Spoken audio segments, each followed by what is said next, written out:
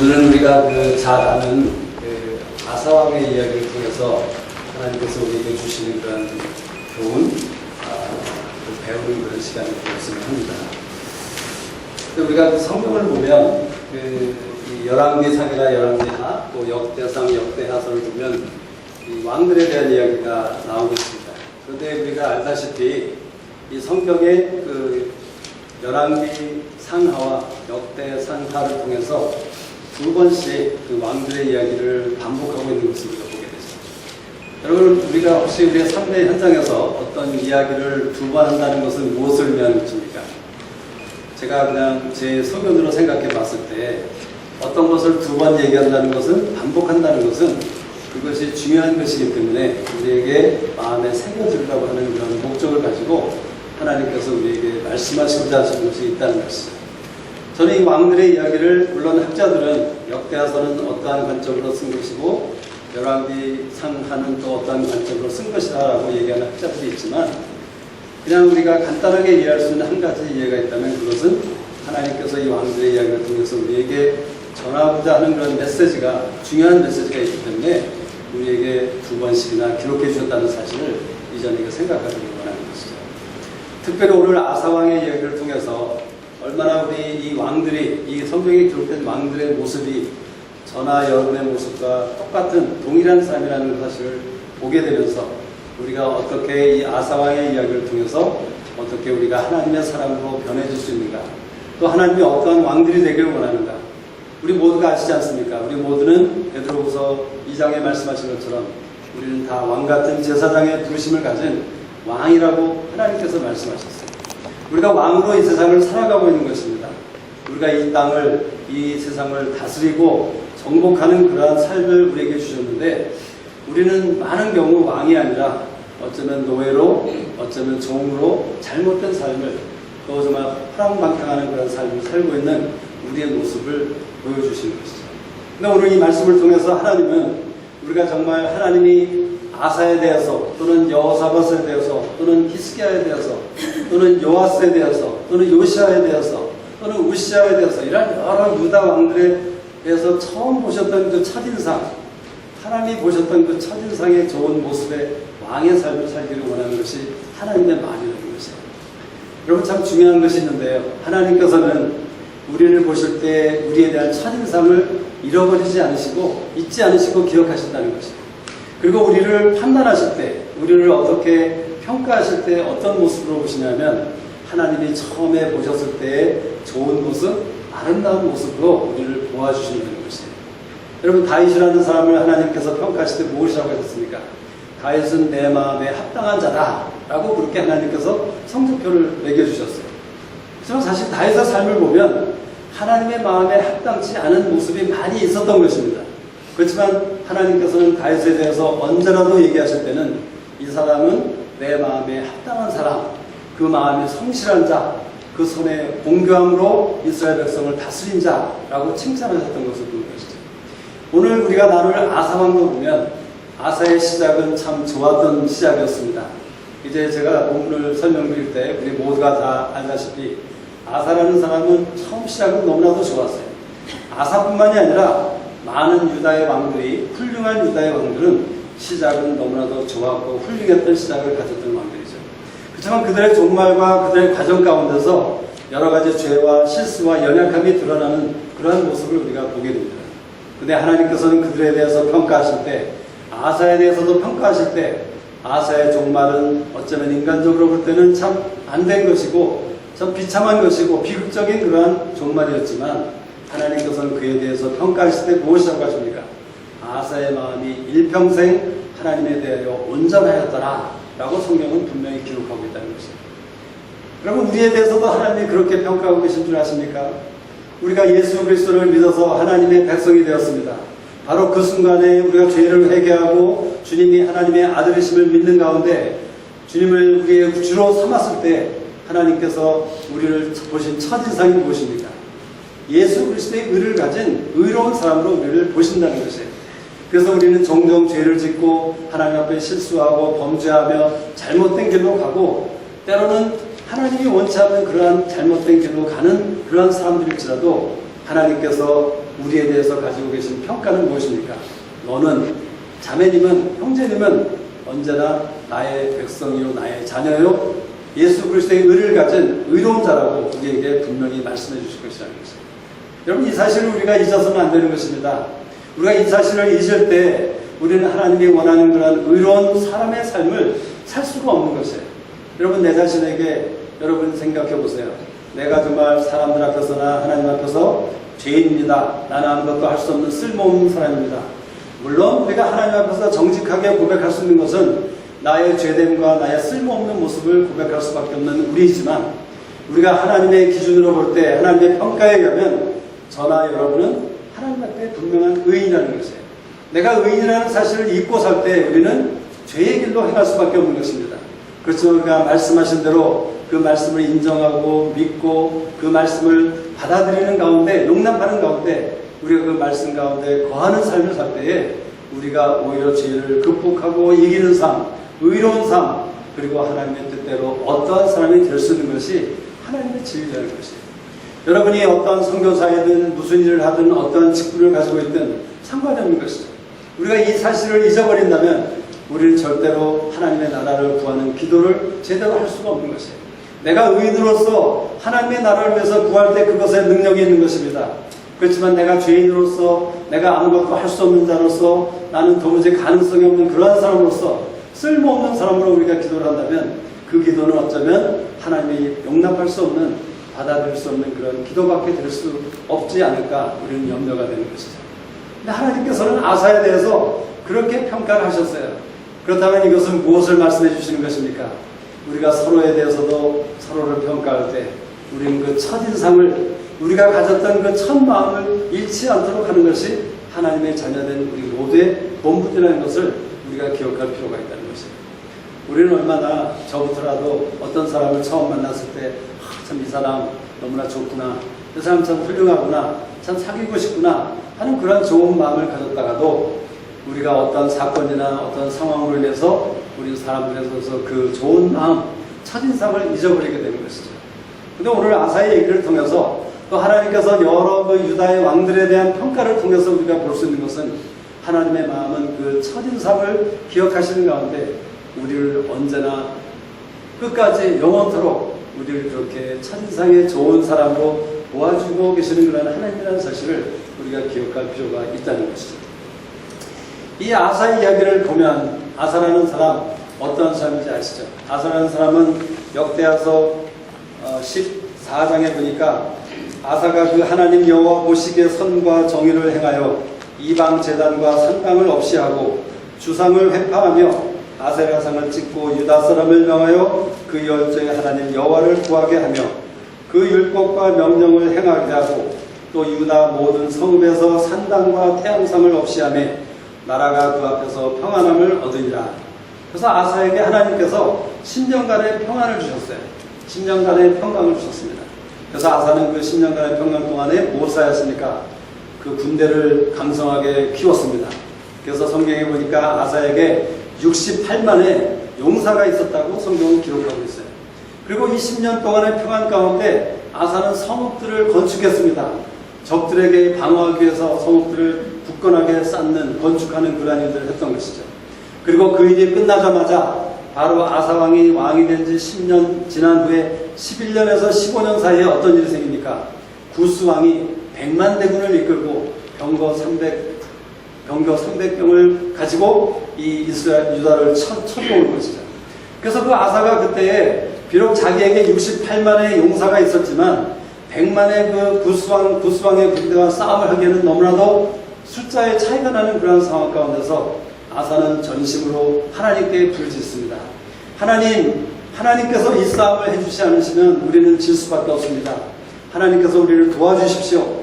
그래서 그 11절을 보니까 여호와께 부르짖어 가로되 여호와여 강한 자와 약한 자 사이에는 주밖에 도와줄 리가 없사오니 우리 하나님 여호와여 우리를 도우소서.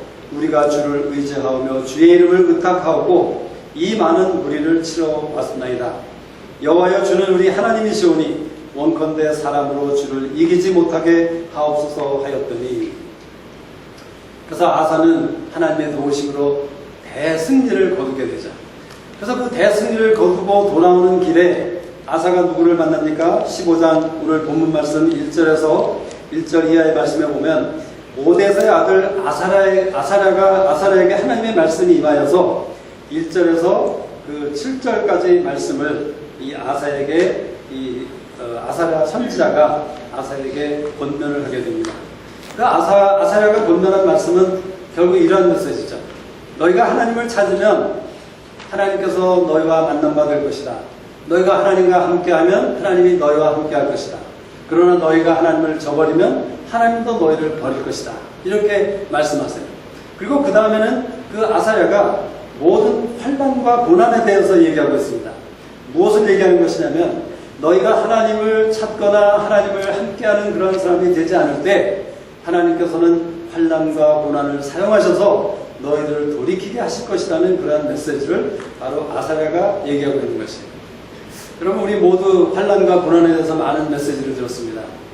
광야, 고난, 어려움, 우리 삶의 폭풍, 이것에 대해서 누구라도 기뻐하고 즐거워하는 사람이 없죠. 그러나 저는 이렇게 담대하게 고백하기를 원합니다. 우리가 정말 하나님을 아는 자라면, 우리가 정말 하나님을 알기를 소원하는 그러한 진정한 소원이 있는 사람이라면, 우리가 정말 하나님과 함께하고 하나님을 찾고 하나님을 구하는 자이기를 원한다면 어쩌면 우리는 환난과 고난에 대해서 다른 퍼스펙티브를, 다른 그 의견을, 다른 마음을 품을 수밖에 없는 사람인 것을 우리가 생각해 볼 필요가 있다는 것이에요. 그래서 우리 주위에서 그런 얘기를 종종 듣지 않습니까? 고난은 축복이다. 예, 고난은 너무나도 끔찍하고 정말 징그럽고 어려운 것이지만 우리가 정말 하나님을 알아가고 하나님 앞에 성숙한 자로 일어나기를 원하는, 소원하는 그런 자들에게 하나님께서 가르쳐 주시는 한 가지 메시지가 있다면 하나님이 허락하시는 모든 환난과 모든 고난은 우리에게 축복이 되고 우리에게 복이 될 수 있는, 우리에게 유익이 될 수 있는 하나님이 기뻐 즐겨 사용하시는 하나님의 선하신 도구라는 사실을 우리가 기억할 필요가 있는 것입니다. 우리가 하나님을 떠나고 하나님을 구하지 않을 때 우리는 환난 가운데 빠지게 하나님께서 허락하시는 것이죠. 근데 하나님께서 그렇게 하시는 이유는 무엇입니까? 우리를 망하게 하고 우리를 힘들게 하고 우리를 고생하게 하기 위해서 하시는 것이 아니에요. 에레미야 예가에서 하나님께서 그렇게 분명히 말씀하십니다. 하나님의 본뜻은 인생으로 하여금 고생케 하시는 것이 아니다 라고 하나님이 분명히 말씀하셨어요. 하나님이 왜 우리를 이렇게 고난 가운데, 왜 이렇게 어려운 가운데 우리를 두시는가? 때로는 우리는 원망하고 하나님 앞에 불평하는 사람으로 있지만 우리가 환난과 고난에 대해서 하나님의 선하신 목적을 이해하게 될 때, 그것을 우리가 인정하고 믿게 될 때는 그때부터 우리의 관점이 바뀌어지는 것이죠. 환난과 고난이 더 이상 나에게 어려움으로 끝나는 것이 아니라, 나에게 그저 폭풍으로 많은 데미지가 있고 어려움으로 있고 나를 고난 가운데 빠지게 하는 그런 잘못된 것으로만 끝나는 것이 아니라 오히려 하나님께서는 모든 것을 합력하여서 선을 이루시는 그러한 일들이, 축복의 일들이 우리의 삶 가운데 일어날 수 있다는 사실을 환난과 고난을 통해서 하나님께서 우리에게 가르쳐 주신다고 이 선지자가 얘기하고 있는 것이 아닙니다. 실제로 우리가 좋은 일을 했는데도 때로는 환난이 오는 것을 보게 됩니다. 우리가 오늘 잠깐 보겠지만 유다의 왕들의 이야기를 많이 보다 보면, 특별히 히스기야 왕을 보면 히스기야 왕이 성전을 정결케 하고 아세라 목상을 찍고 또 많은 그러한 잘못된 것들을 폐하고 부서뜨리고, 그리고 정말 유월절을 지키고 하나님의 말씀을 구하고 하나님을 전심으로 구하는 자가 되었을 때에 하나님께서 어떻게 하십니까? 역대하서에 보니까 이 모든 충성된 일 후에 하나님께서 누구를 보내세요? 아수르 군대를 보내셔서 히스기야 왕을 압박하는 그러한 장면이 기록되어 있다는 것이에요. 하나님을 사랑하는 여러분, 우리에게 때로는 하나님께서는 내가 충성된 일을 하고 하나님 앞에 의로운 길로 행할지라도 때로는 하나님께서 나로 하여금 어떠한 고난과 환난을 통해서 우리에게 메시지를 주신다는 것, 사실을 우리는 기억해야 되는 것입니다. 여러분이 아무리 의롭게 살고 여러분이 아무리 하나님 앞에 정직하게 산다고 할지라도 하나님께서 때로는 시시때때로 우리에게 고난을 허락하실 수 있다는 것이에요.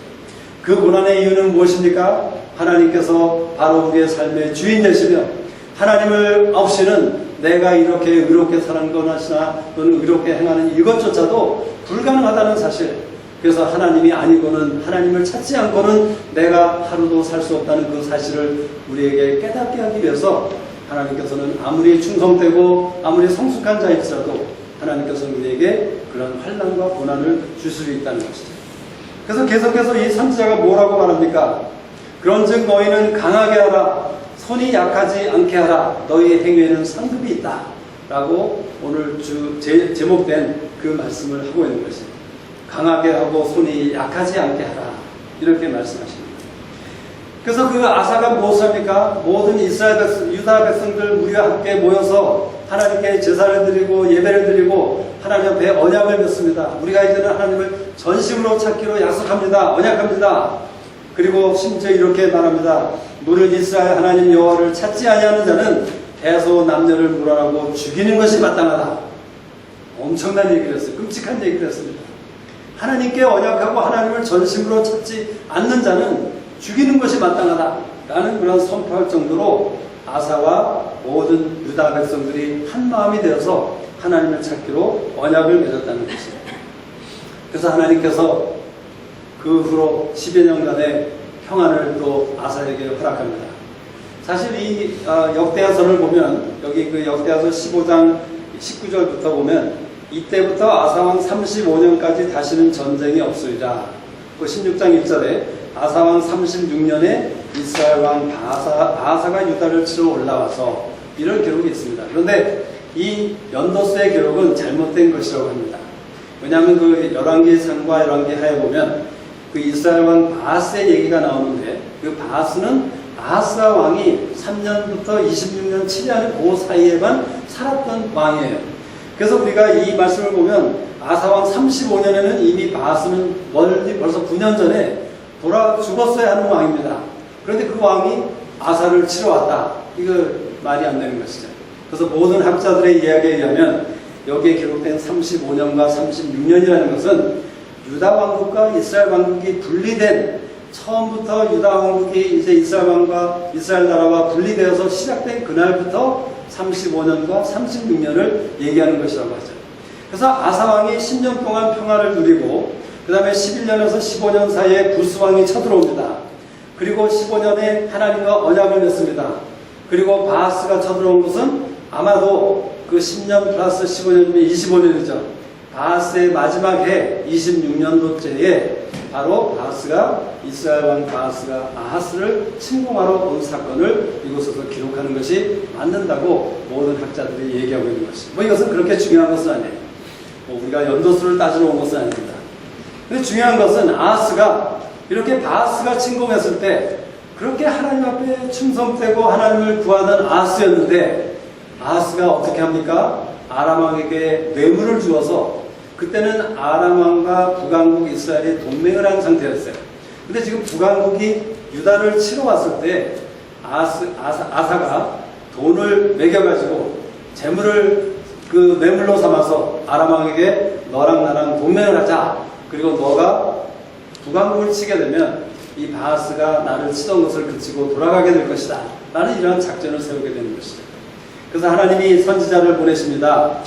7절에 그 16장 7절에 보면 선견자 하나니가 유다왕 아사에게 나와서 이르되 왕이 아람 왕을 의지하고 왕의 하나님 여호와를 의지하지 아니하므로 아람 왕의 군대가 왕의 손에서 벗어났나이다. 구스 사람과 룹 사람의 군대가 크지 아니하며 말과 병거가 심히 많지 아니하더니이까. 그러나 왕이 여호와를 의지한 고로 여호와께서 왕의 손에 붙이셨나이다. 여호와의 눈은 온 땅을 두루 감찰하사 전심으로 자기에게 향하는 자를 위하여 능력을 베푸시나니 이 일은 왕이 망령 때에 행하였은즉 이후부터는 왕에게 전쟁이 있으리이다 하네. 그래서 그 하나님의 선견자 하나니가 아사를 꾸짖는 장면이 기록되어 있는 것이죠. 근데 그 다음에 일어났던 일은 더 엄청난 일입니다. 우리의 기대와는 너무나 다른 것이죠. 그 충성된 아사가 어떻게 그 하나님을 구하지 아니하고 사람에게 의지하고 아람을 그 유다의 대적이었던 아람을 의지하게 되었으며 그 다음에 그 선견자 하나니가 그렇게 충고했더니 아사가 노하여서 선견자를 목에 가두었으니 이는 그 말에 크게 노하였음이며 그때 아사가 또 몇 백성을 학대하였더라. 아마도 이 선견자 그 하나님을 동조하는 선견자 하나님과 같이 하나님의 말씀을 가지고 있던 사람들에게 아사가 화를 내고서 그 사람들을 학대했다는 것이에요. 그래서 어떻게 됩니까? 아사가 39년 왕이 된 때에 발에 병이 들어요. 우리 아리랑 노래를 부를 때 발병 나네 하는 것은 발병이 되게 됩니다. 이 발병은 제가 생각했을 때는 물론 그 당시에 의학이 발전되지 못했기 때문에 뭐 발병으로도 죽을 수 있겠지만 우리가 흔히 생각할 때 발병은 죽을 병이 아니지 않겠습니까? 그런데 이 성경에 의하면 아사가 하나님을 구하지 아니하고 사람인 의원을 구했기 때문에 아사가 그 발병으로 41년 만에 죽게 되었다고 성경은 기록하고 있는 것이에요. 이것이 아사의 행적이에요. 그래서 우리가 처음에 보면 아사는 너무나도 훌륭한 하나님을 길을 따라가고 정직한 일을 했던 훌륭한 하나님의 사람이었습니다. 그런데 그의 후년에는 즉 26년 후로부터 41년 사이에 적어도 15년 사이에 이 아사는 하나님을 떠나고 하나님이 원하는 그 길을 떠나고 악한 일을 행하고 하나님의 사람들을 학대하는 그런 잘못된 길로 갔다는 것이에요. 이 사건을 보면서 저에게 그런 퀘스천이 생겼습니다. 어떻게 아사 같은 사람이 그렇게 할 수 있었을까?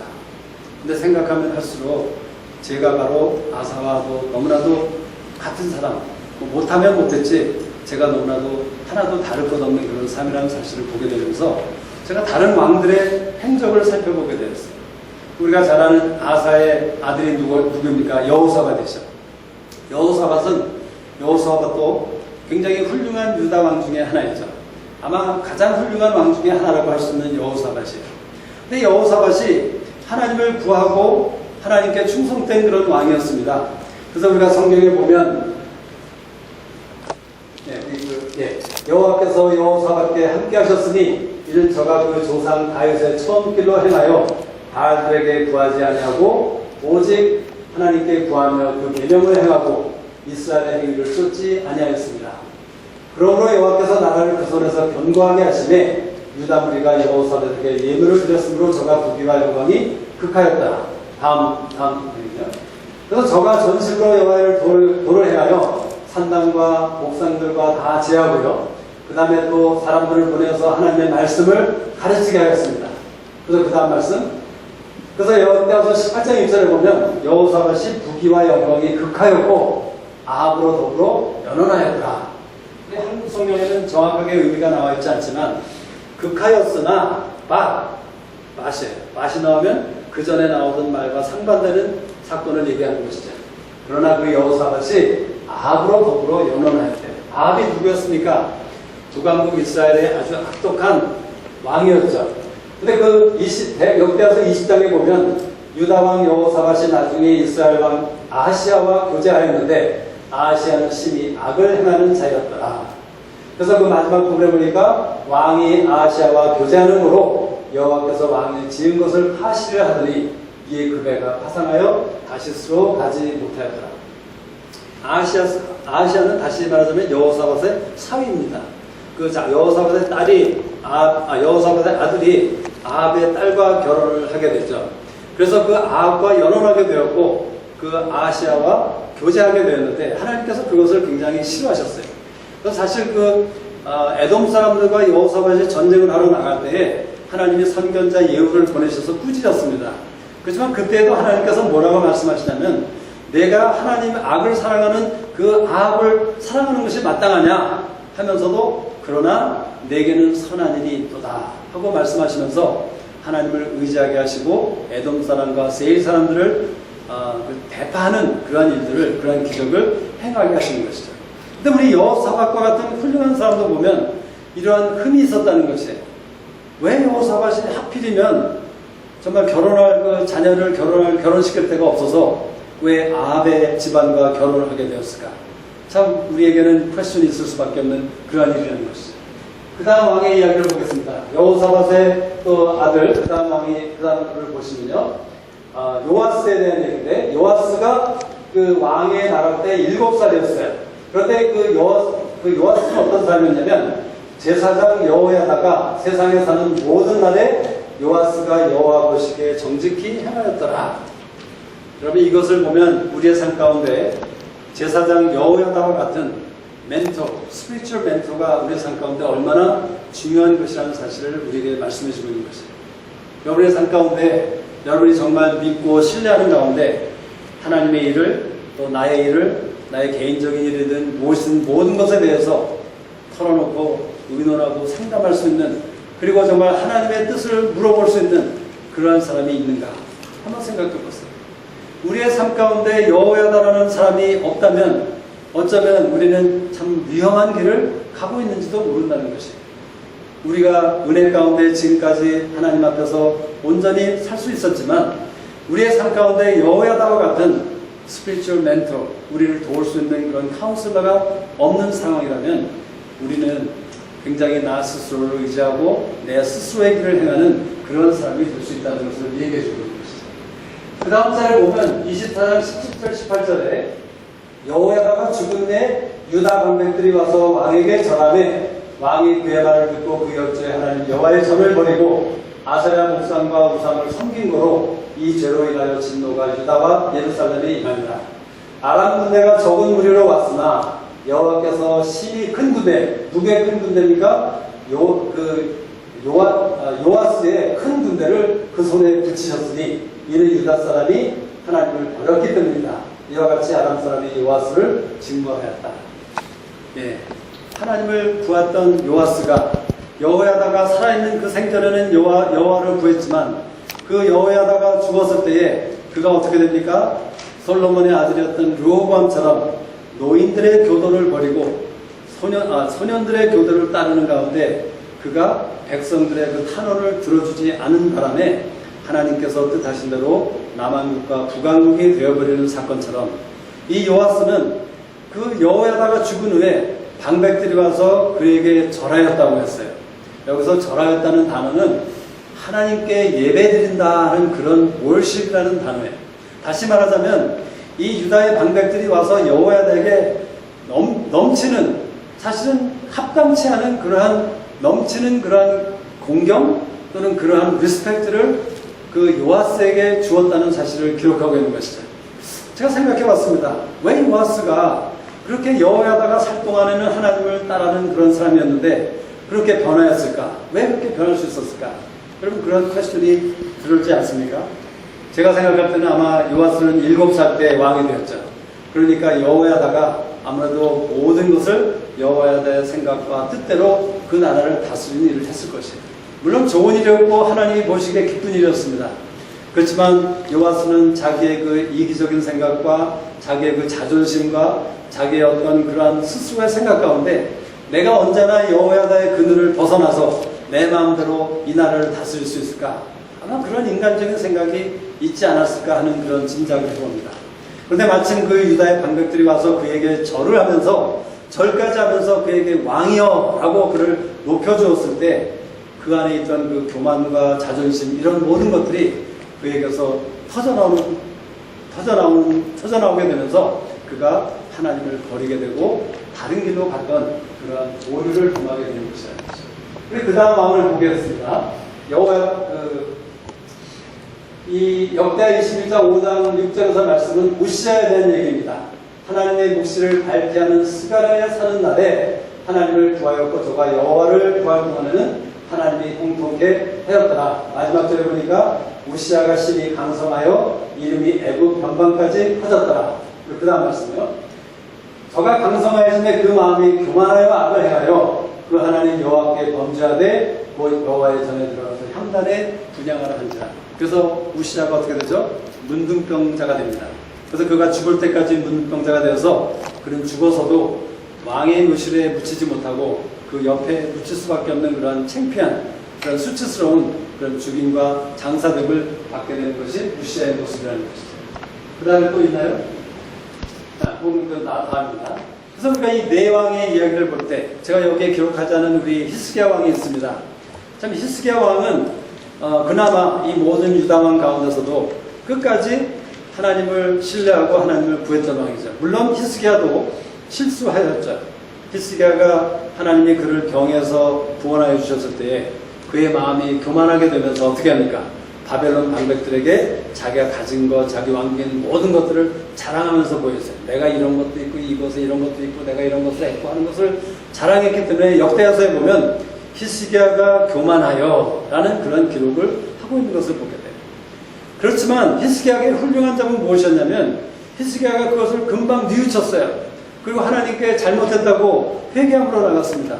그래서 하나님께서는 내가 너의 생전에 나의 진노를 쏟지 아니하고 너의 후대의 선에서 그때에 내가 이 진노를 쏟아 부으겠다. 그래서 그 바벨론으로 잡혀가게 하는 것이 하나님의 진노의 일이었던 것을 우리는 알게 되는 것이죠. 우리가 이런 여러 왕들의 얘기를 보면 히스기야든 여호사밧이든 우시야든 요시야든 요아스든 아사든 이 모든 왕들이 참 훌륭한 왕이었어요. 그리고 하나님께서는 이 모든 왕들에 대한 평가를 아까도 말씀드렸듯이 그 하나님이 가지셨던 첫인상의 그 평가를 하시면서 참 선한 왕이고 좋은 왕이고 하나님의 마음에 합당한 그런 왕이었다는 평가를 하고 있다는 것이에요. 퀘스천은 이것이라는 것이죠. 왜 이 사람들이 이렇게 될 수밖에 없었는가? 왜 저나 여러분은 처음에는 우리가 하나님을 믿게 되었을 때, 또 처음에 우리가 선교사로 하나님 앞에 헌신했을 때, 처음에 우리가 교회에서 어떤 직분을 맡게 되었을 때, 처음에 우리가 어떤 선교사로 어떤 곳을 가게 될 때, 우리가 하나님 앞에 어떠한 좋은 마음, 정직한 마음, 하나님이 기뻐하시는 그런 생각들에 가득 찼던 우리가 왜 언제 어느새 나도 모르는 사이에 변질되어서 잘못되고 잘못된 길로 가고 악을 행하고 하나님이 기뻐하지 않으시는 그러한 일들을 하고 있는 저나 우리의 모습이 아닌가, 이런 것을 생각하게 된다는 것이죠. 여러분은 모르겠지만 제 모습 안에 얼마나 제가 변질된 모습이 있는 것을 제가 생각하게 됐습니다. 제가 텐트메이커에 헌신하게 되면서 하나님 앞에 이 일을 위해서 1세와 2세와 후세들을 연결하는 그런 사역으로, 사람들을 일으키는 사역으로 저를 부르셨죠. 제가 그것에 대해서 감히 하나님 앞에 담대하게 하나님 내가 그렇게 하겠습니다 하는 그런 마음으로 헌신하였지만, 제가 시간이 많이 가고 여러 가지 상황들과 사건들이 일어나는 가운데 제 마음이 많이 변해 있는 그런 모습들, 그리고 제가 이 말씀을 준비하면서 제 자신에 대해서 생각해 봤을 때 하나님이 기뻐하지 않으시는 그러한 일들, 그러한 모습들 얼마나 많은지 다시 한번 보게 된 것이라는 것이죠. 여러분, 하나님은 저나 여러분에 대해서 아사왕이나 여호사밧이나 이 모든 왕들에 대해서 하나님은 그 first impression, 그것을 절대 잃어버리지 않고 그것만을 기억하고 계시지만 그들이 잘못한 것에 대해서는 분명히 말씀을 하신다는 것이에요. 너희가 이것을 잘못했고 너희가 이것을 악을 행하였고 잘못된 길로 갔다, 이런 것들을 얘기는 하신다는 것이에요. 우리 안에 우리가 얼마나 하나님 앞에서 얼마나 이런 왕들과처럼 처음에는 정말 옳은 길로 갔고 있었는데 시간이 가면 갈수록 우리의 마음이 변질되고 우리의 뜻이 변질되고 어느새 내가 구하는 것이 하나님보다도 하나님이 아닌 다른 것들, 세상의 것들, 사람의 것들, 이런 것들을 더 구하게 되는 그러한 우리 모습이 아닌가, 이런 것들을 생각하게 되면서 왜 그렇게 되는가, 이런 것들을 생각하게 된다는 것입니다. 여러분, 그런 질문 해보지 않았습니까? 바로가 하나님께서 10번이나 재앙을 통해서 하나님의 이적과 기사를 통해서 10번이나 바로에게 깨달을 수 있는 시간을 주셨어요. 사실 하나님은요, 얼마나 인자하시고 얼마나 진실하신 분이시냐면 이 모든 실수했던 아사나 모든 왕들에게 하나님께서는 충분한 시간과 충분한 기회를 주셨다는 사실이에요. 그 모든 왕들의 기록을 보면 하나님께서는 선지자들을 계속 보내셨어요. 그래서 경고를 하셨습니다. 권면을 하셨어요. 사람들을 보내셨습니다. 어떤 사건이 터지게 하셨습니다. 이 모든 것을 통해서 하나님께서는 돌이켜라, 바로 그 환난과 고난을 사용하셔서 하나님께서는 자기에게로 돌이키게 하려는 그런 의도와 목적을 가지고 있었지만, 그래서 아사에게 발병이 나게 하시고 아사에게 선지자를 보내서 경고케 하시고 또 전쟁이 있게 하시고 이런 일들을 하셨지만 그때마다 아사는 마음을 강팍해 해서 그 하나님의 말을 듣지 않았다는 것이죠. 이것에 대해서 생각해 볼 때 아사나 여호사밧이나 모든 사람들의 모습이 저나 여러분의 모습, 동일한 모습인 것을 우리가 보게 되는 것이죠.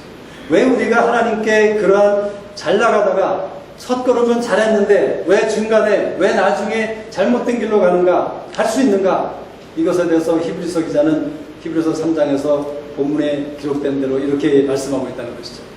너희가 성령의 음성을 듣거든 마음이 미혹되어서 죄의 유혹으로 마음이 강팍해 되면 명하라. 바로에 대해서 하나님이 계속해서 말씀하신 것이 무엇이죠? 그가 하나님이 행하시는 이적과 기사를 10번이나 보았지만 바로의 마음이 계속해서 강팍하게 되어서 강팍하게 하셨더라. 그 마음이 강팍하게 되어서 하나님의 말씀을 듣지 않고 다른 길로 갔다는 것이에요. 아사가 원래 그렇게 옳은 길을 걷던 사람이었지만 어느새 그가 죄의 유혹으로 말미암아 마음이 미혹된다는 것은 속임을 당한다는 것이 아니에요. 자기의 마음이 error, 영어로는 실수한다는 얘기예요. 오류를 범한다는 얘기예요. 여러분, 다른 사람을 탓하지 마세요. 죄의 유혹이 올 때 탓할 수 있는 사람은 나뿐입니다. 여러분 자신뿐이에요. 내가 죄의 유혹에 넘어가는 것은 나의 결정과 나의 선택이지 절대로 어떤 사람 때문에 누구 때문에가 아니라는 것이에요. 우리는 얼마나 사람들을 탓하는 가운데 우리를 정당화하는 그런 모습이 있는지도 모르는 것이죠. 하지만 히브리서 기자에 의하면 우리가 성령의 음성을 듣거든 마음을 강팍하게 하지 말고 하나님의 음성을 듣고 믿고 순종하라. 그렇게 히브리서 3장은 계속 얘기하고 있는 것이에요. 근데 우리가 하나님의 음성을 들을 때 죄의 유혹으로 말미암아 우리의 마음이 실수를 해서 우리의 마음이 애를 해서 오류를 범해서 우리가 마음이 강팍하게 되고 하나님을 따르지 않는 그러한 사람이 되어버리고 만다는 사실을 얘기하고 있는 것이에요. 그래서 선견자 하나님을 통해서 아사왕의 이야기를 통해서 하나님이 오늘 우리에게 주시는 열쇠, 해답은 무엇입니까? 마음을 강하게 하고 그 손을 약하지 않게 하라 라는 그러한 권면을 우리에게 주시는 것이에요. 마음을 강하게 하고 너희는 강하게 하라, 손이 약하지 않게 하라. 이것이 우리에게 주시는 권면이라는 것이에요. 우리가 어떤 죄의 유혹을 당할 때 그때마다 우리가 마음을 강하게 하는 것 가운데 무엇입니까? 내가 하나님을 전심으로 찾겠다 하는 그런 결정에 대해서 다시 한번 기억하면서 하나님, 내가 이 마음의 결정을 잃지 않도록 도와주십시오. 그리고 나는 이것에 대해서 내 마음이 확정된 자입니다. 여러분, 왜 다윗이 시편에 보면 내 마음이 확정되었사오니, 아니 자기의 마음을 확정했으면 끝나는 것이지 왜 내 마음이 확정되었사오니 라는 그런 고백을 해야 했습니까? 다윗도 어려웠던 것이에요. 자기가 그 죄의 유혹이 있을 때 얼마나 그 사울을 죽일 수 있는 그런 상황 가운데서 얼마나 죽이고 싶었겠어요. 그런 유혹이 있을 때 자기의 마음을 확정하고 다시 또 확정하는 가운데 하나님 앞에 의로운 사람이 되어서 아침에 일어나서 얼굴을 보니까 거울에 비치는 얼굴의 모습이 누굽니까? 하나님의 의를 가진 의로운 사람의 모습을 보게 된다는 것이 시편 다윗의 그런 고백이었다는 것이에요. 다윗 같은 훌륭한 사람도 죄의 유혹이 올 때에 다시 한번 확정하고 또 확정할 필요가 있었기 때문에 그렇게 시편에서 그는 계속해서 고백하고 있는 것이에요. 그런데 하물며 우리 같은 평범한 사람들이 뭐가 그렇게 우리가 훌륭하다고, 뭐가 그렇게 잘났다고 우리가 다짐하지도 않고 마음을 강하게 하지도 않고 손이 약한 모습 그대로 될 때면 되라, 될 대로 되라, 캐세라 세라 하는 이런 모습으로 우리가 살고 있는 것, 얼마나 하나님 앞에 부끄러운 일인지 우리 자신이 하나님 앞에 엎드릴 필요가 있다는 것입니다. 근데 놀라운 사실이 있습니다. 하나님께서 마음을 강하게 하고 담대하라 하는 그런 권면을 누구에게 주셨죠? 여호수아에게 주셨죠. 여호수아가 이스라엘 백성들을 이끌고 모세의 뒤를 이어서 가나안 땅을 정복하는 그 엄청난 미션을 가지고 있었을 때에 그 여호수아가 그 하나님의 크신 일, 오늘 우리가 아까 기도할 때 하나님 나라의 일을 구하라는 그런 것을 위해서 기도했습니다. 그 여호수아가 이제 하나님 나라의 일을 이룰 그런 엄청난 미션을, 사명을 가지고 있었을 때에 하나님께서 그를 권면하신 말씀이 마음을 강하게 하고 담대히 하라라고 말씀하셨어요. 그 말씀은 무엇이죠? 오늘 아사를 통해서 우리에게 너희가 죄의 유혹으로 마음이 미혹해 되어서 마음의 강팍해됨을 면하기 위해서는, 그래서 마음이 강팍해 되어서 하나님을 떠나고 하나님의 말씀을 듣지 않는 어리석은 자가 되지 않기 위해서는 마음을 강하게 하고 담대해야 된다라고 우리에게 말씀하고 계시는 것이 아닙니까? 근데 그 말씀을 우리에게 주시는 이유가 있다면 그 뒤에 하나님이 가지고 계신 뜻이 무엇입니까? 내가 너를 통해서 하나님 나라의 큰 일을 하기 원하는 것이 있다라는 말씀을 우리에게 주고 계시는 것이에요. 하나님이 여러분의 마음속에 지금 이 순간에 성령님을 통해서 내 마음을 강하게 하고 담대하라 라는 그러한 하나님의 음성을 듣는 여러분이라면 하나님은 여러분에게 그러한 말씀을 하고 계신 것이죠. 내가 여호수아에게 가나안 땅을 정복하고 이스라엘 백성들, 나의 백성들을 하나님이 약속하신 그 언약의 땅으로 이끌어들이는 엄청난 큰 일을 여호수아에게 맡긴 것처럼 내가 마음을 강하게 하고 담대케 할 때 내가 너에게 하나님 나라의 일을, 내가 계획하는 그 뜻의 일을 너에게 맡길 것이다 라고 말씀하고 계신다는 사실이에요. 여러분, 이 사실이 마음에 와닿는 분은 정말 축복받으신 분입니다. 정말 이 말씀이, 이 마음이 하나님의 마음인 것을 아는 자라면 하나님이 나를 꾸짖어서 강하게 하고 담대하라는 것이든 권면하여서 그렇게 말씀하시는 것으로 다가오든 상관이 없는 것이죠. 하나님 앞에서는 우리가 아무리 이전까지 죄악 가운데 있고 잘못된 길로 행하였을지라도 오늘 이 순간부터 우리가 하나님 앞에 작정하고 돌이켜서 하나님을 구하는 자가 될 때, 마음을 강하게 하고 담대하여서 전심으로 하나님을 구하는 자가 될 때 하나님께서는 우리에 대해서 하나님 나라에 엄청나게 크고 놀라운 일을 계획하고 계신다는 것이에요. 그 일은 어떤 것인지 구체적으로는 말씀하지 않으셨지만 하나님께서 그 일을 계획하고 계시다는 사실을 우리가 믿고 나아갈 때, 여러분, 여러분의 상황과 여러분의 처지와 여러분이 어떠한 삶인 것에 상관없이 하나님께서 여러분을 통해서 그러한 일을 이루시게 될 것이라는 것입니다. 기도원과 같이 아무것도 아닌 자, 약한 자, 작은 자, 이런 사람을 크신 용사로 사용하신 하나님이 왜 저나 여러분을 어떠한 하나님의 크신 뜻 가운데 사용하지 못하겠습니까? 그래서 하나님께서는 오늘 이 저녁에 우리에게 강하게 하라, 그 결단을 하라는 것이죠. 그 결단을 하고 손이 약하지 않게 하래요. 손이라는 것은 무엇이죠? 일하는 것이에요. 우리가 손으로 이런 것도 하고 저런 것도 하는 것입니다.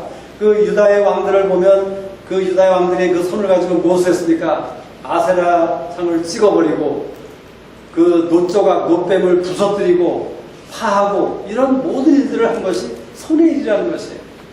그래서 우리가 마음을 강하게 하고 손이 약하지 않게 한다는 것을 구체적으로 우리가 무엇으로 이해할 수 있는 것이냐면, 바로 이 아사왕이 그 말을 듣고 무엇을 했습니까? 8절, 7절에서 그렇게 선지자가 얘기했을 때 8절에서 아사가 이 말을 듣고 마음을 강하게 하여 가증한 물건을 온 땅에서 제하고 에브라임 산지에서 빼앗은 성읍들에서 또 제하고 단을 증수하고 사람들을 모아서 예배드리고 하나님께 제사를 드리고 하나님 앞에 언약을 맺게 하였더라 라는 말씀들이 계속해서 나온다는 것이에요. 다시 말하자면 하나님께서 우리에게 마음을 강하게 하고 손이 약하지 않게 하라는 것은 하나님과 나와의 관계를 회복하기 위해서 필요한 그 어떤 일, 우리 한 사람 한 사람에게마다 하나님께서는 다른 메시지를 주실 수 있어요. 저에게는 개인적으로 이것에 대해서 여쭤봤을 때 하나님께서 주신 메시지는 이런 것이었어요. 내가 더 하나님의 말씀을 구하고 하나님의 말씀을 읽고 하나님의 말씀을 상고하는데 더 많은 노력과 수고와 애를 쓰는 사람이 되라 라고 저에게 말씀하셨어요. 어쩌면 저는 인간적인 수준으로 볼 때는 웬만한 사람들보다는 하나님의 말씀을 많이 사랑하는 사람이에요. 그렇다면 왜 하나님께서 저에게 그것을 더 하라고 하시는가? 뭐 퀘스천이 있을 수가 있겠죠. 그렇지만 저에게 성령님을 통해서 분명히 말씀해 주신 것은 제가 더 하나님의 말씀을 더 많이 보고 더 많이 묵상하고 더 많이 읽고 더 많이 생각하는, 그래서 더 많이 연구하고 하나님을 알기를 구하는 그런 사람이 되라는 그런 메시지가 저에게 왔다는 것이에요. 저는 이 저녁에 하나님께서 우리 한 사람 한 사람에게마다 하나님이 주시는 그러한 개인적인 마음을 강하게 하고 손이 약하지 않은 가운데 해야 할 일, 그 일을 우리 모두가 결정해야 될 시간이라고 생각됩니다. 그렇게 구하시기 바랍니다. 그래서 우리가 정말 그 마음을 강하게 하고 약하지 않게 한다는 것은 내가 할 수 있는 그 어떤 일을 함을 통해서 하나님을 전심으로 구하는 사람이 되게 하는 것, 그것이 바로 마음을 강하게 하고 손이 약하지 않게 하는 그런 일이라는 것을 우리가 기억할 필요가 있는 것이죠. 근데 어떤 정도까지 해야 된다고 말씀하셨냐면, 아까 13절에서 보았던 것처럼 무릇 이스라엘 하나님 여호와를 찾지 아니하는 자는 대소 남녀를 물어나고 죽이는 것이 마땅하다. 이러한 마음의 각오를 가운데 우리가 마음을 강하게 하고 우리가 손이 약하지 않게 하라고 말씀하세요. 제가 여기 나오시는 분들을 생각해 봤어요. 저를 위시해서. 저에 대해서 설명한다면 제가 장막장의 사역을 대표하는 사람이고 또 장로이고 또 사역하는 사람이고 제 자신이 하나님의 부르심을 가진 제자이고 또 선교사라고 자부하는 그런 삶이라는 것을 제가 여러분들에게 종종 말씀드렸죠. 제가 그런 사람입니다. 또 저는 하루도 빠짐없이 하나님의 말씀 앞에 나가는 사람이에요. 그것이 율법적이든 그저 규례에 의해서든 어떤 의무감에 의해서든 하여튼 저는 하나님 말씀을 구하는 가운데 말씀 앞에 나가는 사람입니다.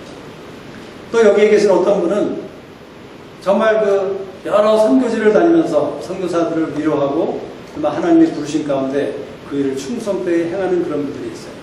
또 어떤 자매님은 아이티라는 그 정말 그 엄청난 재해를 당한 그 땅에 가서 그 나라 그 땅에 있는 그 불쌍한 고아들과 과부들과 객을 위해서 그들의 모든 삶을 바치기로 작정한 그런 자매님들이 있습니다.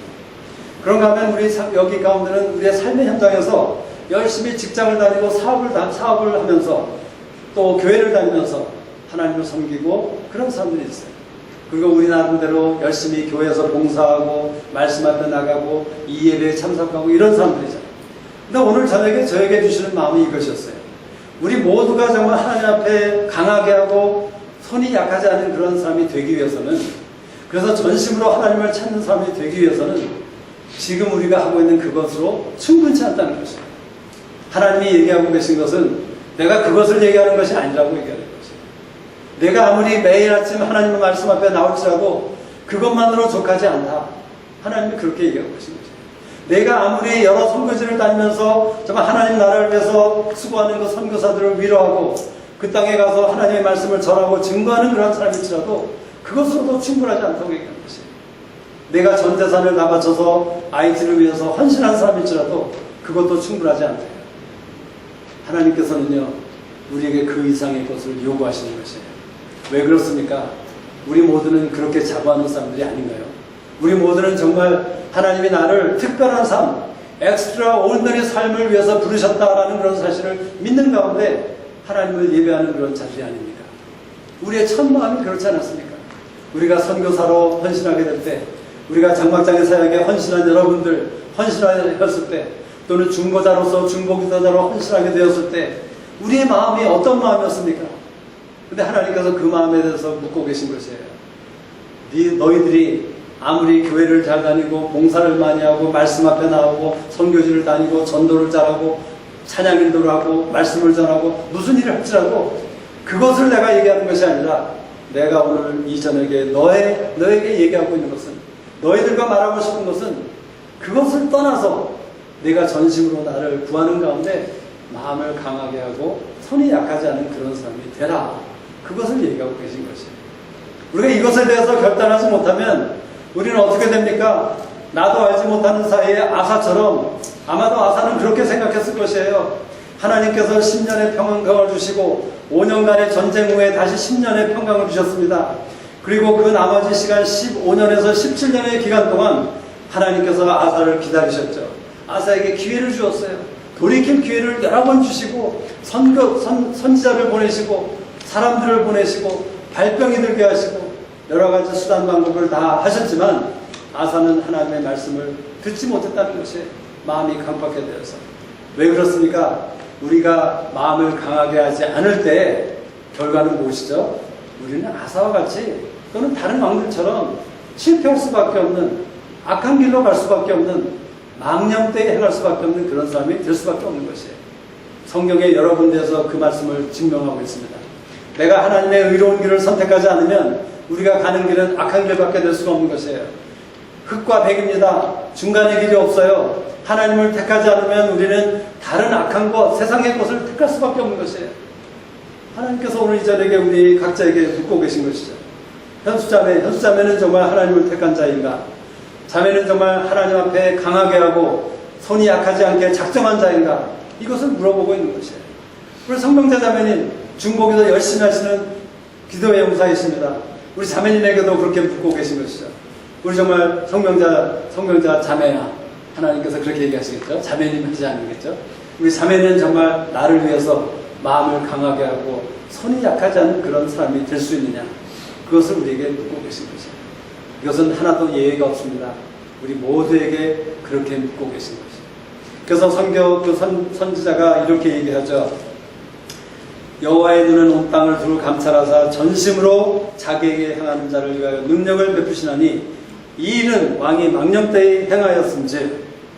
아까도 말씀드렸지만 우리가 하나님을 전심으로 구하지 않을 때 우리가 할 수 있는 일은 무엇입니까?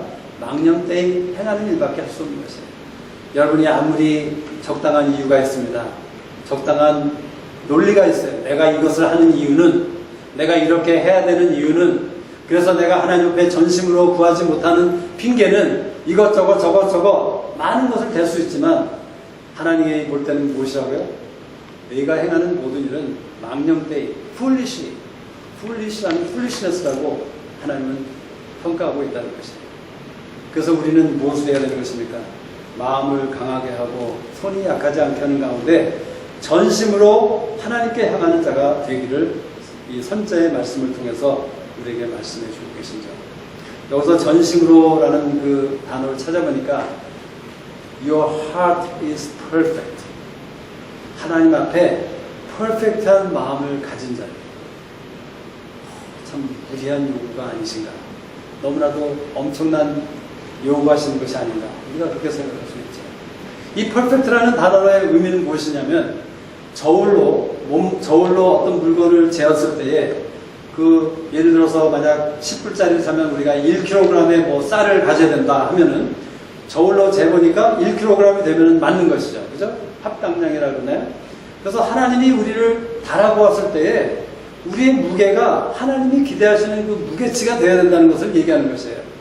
이 퍼펙트라는 것은 아무 잘못이 없는 그런 것이기보다는 아무 죄도 안 짓는 그런 것이 아니라 하나님이 저울에 우리를 달아보셨을 때에 하나님이 요구하시는 그 무게가 있는데 그 무게치를 우리가 감당하지 못한다면, 그것을 이루지 못한다면 우리의 마음이 완전치 못한 전심으로 하나님께 향할 수 없다라고 얘기하고 계시는 것이에요. 우리의 마음이 오직 하나님의 것으로만 차 있지 않을 때는, 그래서 세상 것으로 차 있고 세상의 것을 구하는 자가 될 때 우리의 무게는 어쩌면 많은 것들이 가짜 무게, 그래서 우리가 하나님의 저울추에 매달렸을 때 우리의 무게가 절대로 그 하나님의 기대치를 닿을 수 없는 그러한 무게밖에 들 수 없는 그런 삶이 될 수밖에 없다는 것이죠.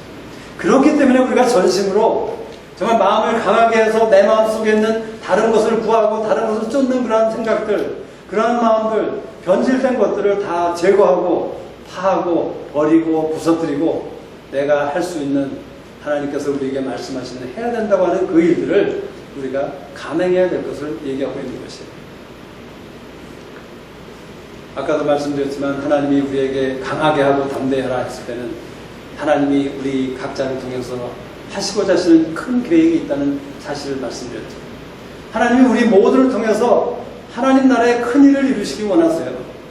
우리 모두 안에 그런 소원이 뭐 조금이라도 있지 않습니까? 물론 우리 자신을 생각할 때나 우리의 상황을 생각할 때는 불가능하다고 생각하지만 우리가 이 모든 말씀에 의하면 내가 정말 하나님 앞에 하나님을 전심으로 구하는 자가 될 때 하나님께서는 나를 통해서 하나님만이 가지고 계신 그 엄청난 계획의 일을 나를 통해서 하실 수 있다고 말씀하시는 것이에요. 여러분, 아까도 말씀드렸지만 전심으로 하나님께 향하는 것은 저울로 재는 것이라고 얘기했잖아요. 우리 저울로 재는 것을 생각했을 때 우리 와이프나 제가 거의 매일은 아니지만 우리야 이제는 뭐 그런 때를 지났죠. 남에게 뭐 날씬해야 된다든가 뭐 멋지게 보여야 된다든가 이런 게 별로 뭐 의미가 없기 때문에 뭐 저는 거의 재는 것이 없어요. 근데 되게 그 젊은 뭐 자매님들, 특별히 자매님들은 매일 하는 것이 무엇입니까? 거울을 물론 자주 보시겠고 저울에 올라가서 몸무게를 재는 것이 우리 모두가 하는 일 중에 하나죠. 그죠? 우리 몸무게 많이 재시죠? 우리 성부자매. 그런데 이 몸무게를 재면서 우리가 말하는 것은 내 몸무게가 이렇게 늘었어. 그래서 깜짝 놀라고 불평을 합니다. 근데 제가 이 마음을 전심으로 하나님께 향하는 것을 생각하면서 우리 모두가 마음을 강하게 하고 손이 약하지 않게 하는 일은 한 번 한 것으로 끝나면 안 되는 것이에요. 왜냐하면 아사는 분명히 그 일을 했었어요. 그렇지만 그가 평강의 시간 가운데, 평화의 시간 가운데, 두 번째 평강의 시간 가운데서는 그는 나태하기 시작했고 게으르기 시작했고 내일 아침 하던 일, 하나님의 저울에 올라가서 자신의 몸무게를 재는 그 일을 그쳤던 것이에요.